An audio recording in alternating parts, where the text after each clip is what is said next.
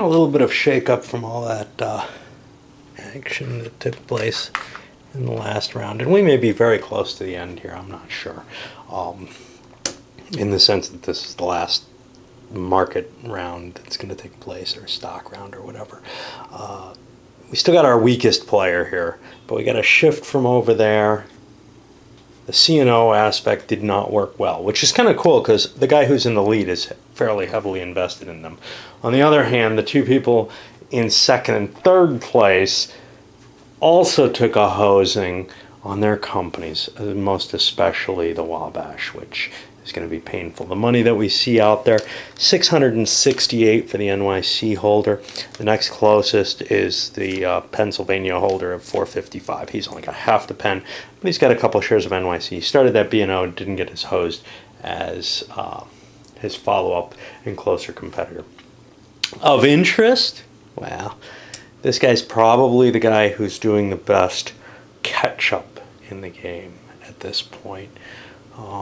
Up to 342, which puts him not far from that position at 386. And let's see, the sixth player, well, he definitely took a bath there. So this is, someone to watch. The Wabash is going to make some money, but it's not going to make a terribly large amount. So we might see this continuous cranking. Of course, he's got more to invest, so he can, if he buys cleverly, and it's quite possible in this game to swoop, because you can buy all of one stock that you like at once, to kind of swoop in and grab a bunch at once. That means this guy actually has the advantage over that guy because he gets first purchase over him. This guy gets the best choice. What is the best choice sitting out there? Well, that's hard to tell. There's no new companies to buy. So then you start looking, well, what's making money? There's a bunch of ICs out here. 3 shares of them. He's probably got more money. Well, that might be his best buy. ICs are running at something. Oh, they're up at 121. So he probably can't even buy all of them. They may not be his optimal choice. Maybe his optimal is the Eries, which are running a little less at 100 a pop. One of those ICs are at 121.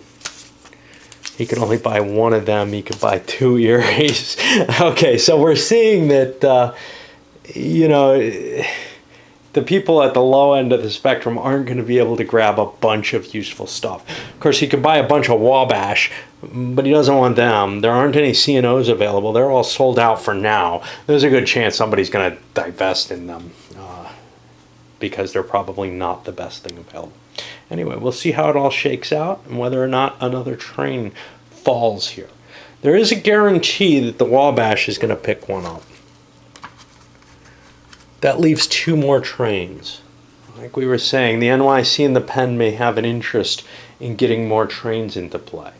The Penn is not making as much as the NYC, so he has an interest in shaking it up. The NYC has an interest in shaking it up in the sense of, I want to buy one to end this. I'm clearly in the lead right now. It is possible if the Penn buys a train, if other people buy trains, that I won't be in the long run.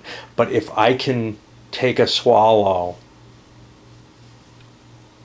I'm enough in the lead that I can take that hit and gain ground, I think. That's my thinking here. Obviously, you're not going to reach that. So what's weird in this game, and I think this is why there's, in one of the expansions, why it says, hey, if all the stock sells out, the game's over. Because there's no guarantee that you're going to make the 6 things. Now, I think intuitively, one says, yeah, I'm winning. I want to end this game. I'll buy it. Fine. I think that's going to happen. But there's definitely no guarantee that somebody's going to meet that top stock market round. So there is a guarantee, though, that all the stocks will sell out because it'll be in someone's interest to buy them continuously. As long as you're not, losing the game, you'll want to end it by buying that last certificate. So there's no harm in that. But there is a potential harm and a potential, loss of money for the NYC to take that swallow. Because once it does it, it more or less is guaranteeing the game is over here. All right, jumping into what may well be the final stock round here. Going through. He needed to throw some cash into his company, so he bought some additional shares, 3 additional shares. We go over player 2 over here, filled out with some ICs, basically the most he could buy of the best thing available in terms of at least income, maybe not growth potential. And that's kind of one of the tricky things. How much more is, say, the Erie able to catch up? I don't want to calculate all that. I don't like doing that. I like, like I've said several times, I like playing on guts. And it might end up costing me a game here and there, but usually it's sufficient. After that, we go to player 3 here, who filled out his Eries. He wanted to get more cash on the Erie. It's got cubes. It's got room for another train. Once it has those cubes, it's going to be a big runner, I think. And given that he threw his money in there, the Erie's beginning to look more valuable anyhow. Then we go over to player 4 here, who still picked up ICs rather than anything else. Now, this is actually a mistake. He doesn't want those. He wants to get Wabash. He screwed up, and he's going to have to turn around and sell those ICs, and then he's not going to end up with them. Somebody else is. Oops. I've made that kind of mistake a couple of times, I think, with that player, actually, where I've just not bought the right number of something. But he's pretty much hosed anyway, so we're not going to worry about it too much. Over to the 5th player over here, a bunch more Eries, looking at that investment bonus coming in with them. Basically also hey, I could buy 1 share maybe of something better, but I can scoop up a bunch of something. That's one thing to keep in mind. Maybe getting the best share isn't the best move in this game, unlike most XXs, where you can only buy 1 certificate at a time, usually. Here, you can grab up a bunch of something that's valuable to you. And of course, there's no certificate limit, so as long as you have the cash, it's a better move. And then over to the 6th player, what did he pick up? He ended up picking up the rest of the Nickelback, or Nickel Road, or whatever, Nickel Rate. There. So now we're about ready for another round, and I gotta keep in mind not to forget about the poor Wabash. Next time around, well, he made up for his issue with the Wabash, but he didn't sell his ICs to buy Wabashes. He's kind of hoping somebody else will buy the Wabashes. That didn't happen yet. He may buy 1 around or something like that to try to dislodge them. They're pretty low, so he can actually throw. I'm not sure I bought them that damn cheap. Oh, jeez. I hope I did. He can actually throw money. An IC is worth at least 2 Wabashes, depending on what he's got kicking around here. So he's just hoping that he doesn't have to sell much to get them. And then over on other side, after him, we're seeing purchases of the Boston and Maines as kind of fillers. Now, this is kind of a hard choice because the NYNH makes a little bit more money, an extra $2 a share, but the B&M actually has the potential to grow significantly. 1, 2, 3, 4, 5, 6, 7 cities they can hit. So if they can turn their 1 train into a 5, they also get a stock boost, and their value is going to jump up. So the positioning on the track right now for income is probably very much undervalued. Now, the NYNH can probably grow in stock value too if people threw money into it, but its growth in income is going to be less. So the B&M seems more interesting. Those cheap Wabashes, it's very easy to get a pile of them. They're going to make a lot of money for him because he's got so many of them, actually. As we wrap around, though, we come to that income, money versus share value decision, conundrum, whatever. The Illinois Central is sitting. He had to throw 1 out to get his third share, or 3 shares of Wabash that he bought, and that brought it to the NYC's owner, who holds a share of IC and has the ability to toss something to protect the share value of the IC. he's not really worried about the other people. Well, he's not really too worried about anyone who are holding ICs. So the question is, well, can he protect it? It would take at least 2 shares of something to protect the IC investment. He could sell a couple B&Ms or a couple of any other one of his companies to pick up that IC and protect its investment. But alternatively, he can sell that IC, further weakening it. And this seems like the better option. And then should have enough money to buy a couple shares of something. Let's see. The IC is at 121. He's got another 6, which puts it to 127. I could certainly buy a couple of C&Os. That's not worth too much. What about a couple of B&Os? They're going to run me a little too much, 132, and they're not really worth much. But I could buy another B&M at 74, and that'll leave me enough money to buy the final Wabash. I think I want to buy the Wabash first because I'm afraid other people will pick it up. So I'm going to sell that IC and convert it into a Wabash, and then later I should be able to buy a B&M. If I can't get it, I can buy another NYNH. And the overall shakedown of those ICs dropping in there was this guy picked them up. There was some concern that the guy going right before him, the NYNH player, would be in a position where he'd dump some too. And that would start to make the IC really an unprofitable railroad. Not in terms of the income it makes, but in terms of it would be almost guaranteed to drop down in value. But what the NYC did there, because he didn't have the money to protect it, he could have held on to his holdings instead, and maybe would have ended up better off. It's hard to tell. These B&Ms make less money between them than the IC, but once he's committed to buying some B&Ms, buying more made sense. So we might be able to see some growth in that. All right, well, we're up into the business round, and we'll see how this falls out. I'm not sure where the trains are going to go. There's a lot of money sitting out. I think the game's going to break here, but it's not absolutely clear. And I also think this guy's in the obvious lead here with the NYC, but again, you can never really be absolutely certain on a first play, how this is going to fall out. It just feels that way. Unless you calculate, hey, right? As promised, the pen knows no matter what they do, they can't win, but they end up swallowing. In order to get the money for that extra train, but it almost assures that the 6s are going to come out with what's coming out, and they probably would anyway. The IC has enough money for a train but doesn't want one. It wants a 6 train because then it can cash in its 2 7s, or its 2 trains summing 7 for 3, 4, 5, 6 cities, and it collects what it needs.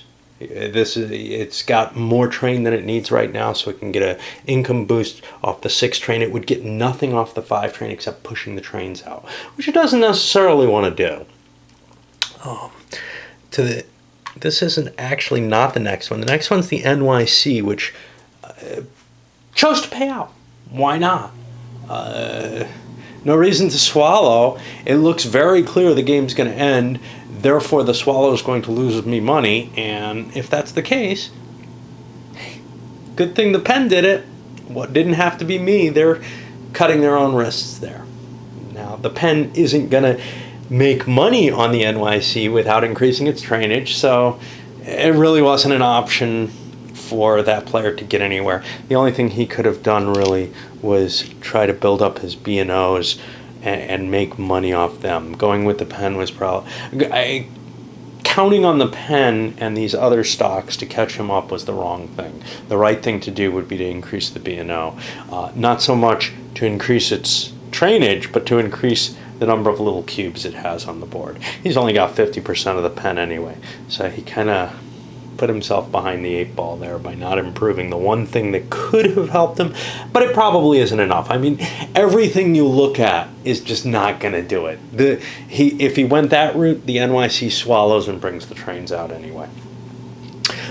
The last one is the nickel rate, which didn't have to swallow but bought a train and increased a little bit. He's actually got more trains than he needs on his rail. He can only run 1, 2, 3, 4, 5. He's got this extra 3 train, but he didn't cash it in because by holding on to it and paying the maintenance for it, he's going to get another increase in value and therefore another boost in the stock price for his shares. Of course, the NYC player is the one holding that clever guy's extra rails. So now we go for the train. Pushing further on, let's see what we got here. The Erie racked out almost as much track as it can. He's holding one more track that he didn't want to lay going into Wheeling so that he gets another stock increase later. He's almost running capacity of rails. He bought a 5 train, got his stock increase from that. NYNH ran at its even par there, whatever it's been running at. But the B&M was able to buy a train. Now, what I didn't notice was the NYC president now has the B&M under his control. He has the 30% or 3 shares there. So they did the same thing either way. But he was able to actually scoop up a little bit more money and push its rating up to 20 a share. Now, that's pretty much the best it's going to do. I don't think that he can dump a train. Trains are worth 50 each, so if he had like 2 20s, he could dump one. But there's nothing that cheap. Everything's at 30. So he's making money off both those trains. He doesn't want to dump one. He's not going to get an additional income bonus there. That means the Penn no longer has the money after that swallow to buy a train. He had $305. That was enough to buy the 5 train. Now the 6s come out, and oh boy, are they expensive. Obviously, he could turn in some value towards them, but it looks bad. It looks like that swallow not only didn't work, but didn't. It's not. The 6s are going to come out, and the swallow is going to have been useless. He didn't have to make it. He could have just paid out. And he's just fallen behind by that decision because clearly the Wabash does have enough money, and he's not going to just crash the Wabash. There's no reason. He doesn't get any advantage out of that. He gets a better placement by running it than he does by just not letting the Penn kind of pay its price, even if he's holding 50% of the Penn. Other tail end guys, the B&O probably doesn't have enough money to do anything too exciting, and the C&O almost certainly doesn't either. We'll see. Definitely, I've made some big mistakes. Not putting money in the B&O was a huge one. All they could do was push into Dover.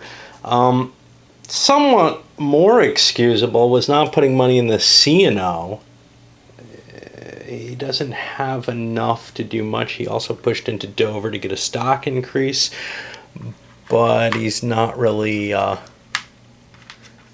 gaining the ground he wants to. Now, maybe by scrapping his crappier train, he can make an increase by getting into New York and actually make more money than he's making right now, because his trains are not making a lot per capita. He's got 1, 2, 3, 4, 5, 6.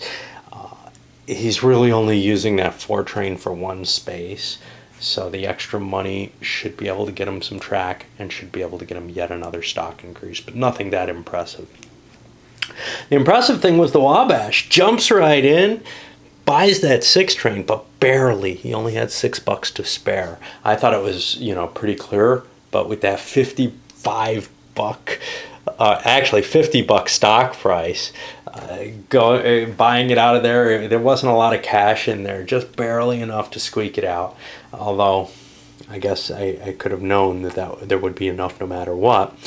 But that run comes out to a 36 run in number 2 place there. It's not enough to mean much, even with 90% of the company.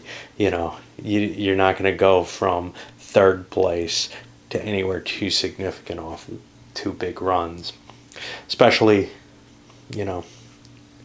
when somebody's still making more than you. Yeah, off less stock, but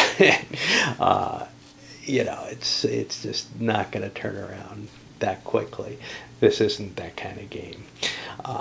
So we move into the second business round, and we're at tech level 6. We're going to have to recalculate all the runs. They may boost, they may go down. People may have to juggle trains or something to try to see if they can keep their income up, right?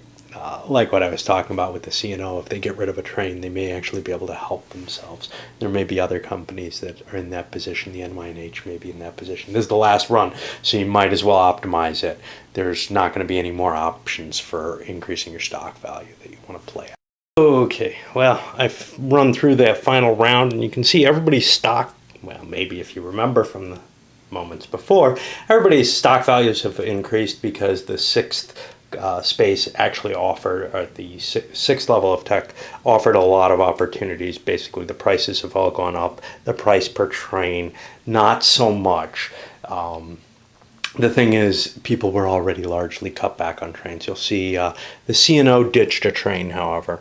One of their trains wasn't worth very much. So I did that bust out and was able to get enough money for one of my trains to be able to push all the way up into Boston, which allowed me to pull 1, 2, 3, 4, and then a fifth over here or here, whatever, and actually increase my income a little bit. You'll see the income sitting here. Everybody kind of inched forward a little bit. The poor B&O, they could have busted out. I noticed I cheated with the, and this is a real danger for me with the Wabash. I forgot to pay maintenance for it, I guess. I counted up its total and it came up to 36 again. So I rectified the stock values there, or the income for the two people holding any of that. One person's only holding one share, the rest is sitting in the other person's hands, and didn't increase the stock value again for that, I hope. If I did, it's probably not enough to make too much of a difference in terms of placement. Now it's time to spreadsheet it all out and figure out what the hell people hold, because they've got a combination, and it's just like an 18xx game here, of their cash on hand and the share values multiplied out. And I'll come back with the results of that. I've been speculating all along, hey, the NYC has it, clearly, whatever. And I think that's the case. No point in talking right now about it. Let's see what the numbers show. Okay, well, we got our final scores here, and they're not terribly surprising. Our number 2 player there bottomed out at 1386. You can see the next weakest was actually the Penn player. Now, this guy was in great position at one point in this game. There's no question of that, but a few really bad mistakes, including the B&O situation, really hosed him over. He's down at 1705. The starter of the Penn is actually not even the next player down. The next player down is over here with the IC Erie. What did he do wrong? Not sure. I know he wasn't winning ever, but he seems pretty far back in the pack compared to the guy who sat here with 5 shares of that Penn that really kind of screwed up. On the other hand, he made some big money off the Wabash when it shot up. And some of his other investments may have been good. But he took a hose on the Wabash, so why is he still ahead of someone who I thought played pretty solidly in the middle of the pack, kind of? I'm not sure. Maybe I screwed up somewhere. That's always a possibility. And then what are... oh no, I'm sorry. The Penn player is in good shape. Who's the lousy one? Oh, this poor guy.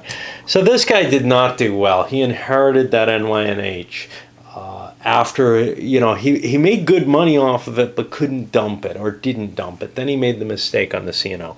The Penn player came in second, which is where I expected him to come with the mistakes he made. But it's a far second, 1,000 points nearly behind the NYC. Now, the B&O mistake, and then swallowing with the Penn when it didn't do him any good, those two things cost him being in the running.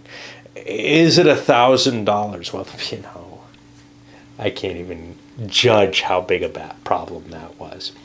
But for the Penn, He gave up essentially, say, I don't know, a 36 run,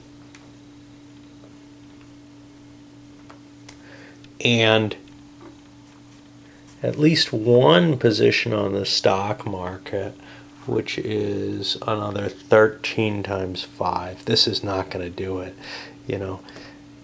So a couple $100 he gave up. There's no question there. The B&O probably not as, probably another fairly significant chunk of change. But here's the thing: the NYC player was in the lead at that point already, and that's really what it came down to. The NYC, by developing the trains, showed that a long-term strategy can hold out well. What didn't work? Well, the guy who tried to develop the pen, and the pen looked huge, it looked tremendous, it looked so valuable, but he only could get 40% of it from the beginning and never could buy enough of it.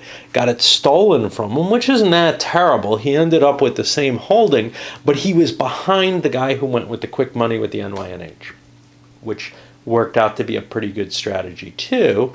I was actually shocked that the NYC was able to catch up, that this long-term goal, that either of the long-term goal players were able to catch up when I saw what happened with the pen. The pen looked so enticing, though. It looked like it was going to rake in so much money, and it just... And it just didn't compared to the NYC, mainly because it had so many shares sold. The NYC had the advantage of not looking quite as attractive, not getting gobbled up, and being able to keep a few shares in play, make a swallow when it needed to. The pen didn't swallow ever. It worked on stock value, but it didn't end up winning them anything. The NYC made a swallow earlier. The pen made it a little too late. In fact, a lot too late. Other companies, geez, you know. So I think it's like an 1830 type game in the sense of wanting to make the big money early, but everybody left him alone. Nobody took his advantage away from him, so he was able to get that build up and run the good company. I think the trade-in for 50% of these was just brilliant, but then we saw him melt away and misrun even the pen, not just at the end, but he had to develop it more and not just build those calls and turn them into money. Maybe take a swallow instead of a stock advantage in order to be able to expand its rail net, because it would have been huge if it could have gotten its cubes out earlier. As it was, it got to a number of cities, but it's still just running crap trains. So it actually got some reasonable track, but just not the potency. And you are trading away a lot of your city capability with this track here. Yes, you don't need to have a train to run it, and it brings in $40 a pip space for it, which is still pretty good, pretty solid, but it means you don't get out here. You don't get a couple of key locations that, the NYC showed you can make quite a bit of money off of it. The NYC is also very rich in cities with this string here where it can actually use a lot of trains. The pen's not in that kind of position.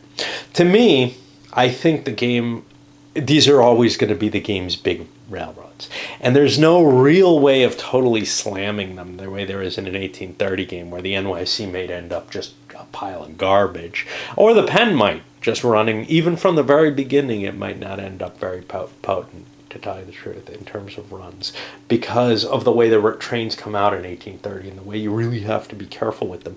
Here, obviously, you have to be careful. We had people choking without a train for a while. But at least in the early stages of the game, you don't have to pay too much attention. And you don't have to worry as much about trying to time these perfect trains. I'm sure there's an advantage to doing so, but it looks a lot easier on the train side. And certainly on the track building side, in terms of calculating out your runs, it's a simpler situation. You just have to pick your best cities. You don't have to try to figure out how to get the loops to work right and everything so that you're not crossing your same track. A lot of things I like about it, and I'll go into them in the review.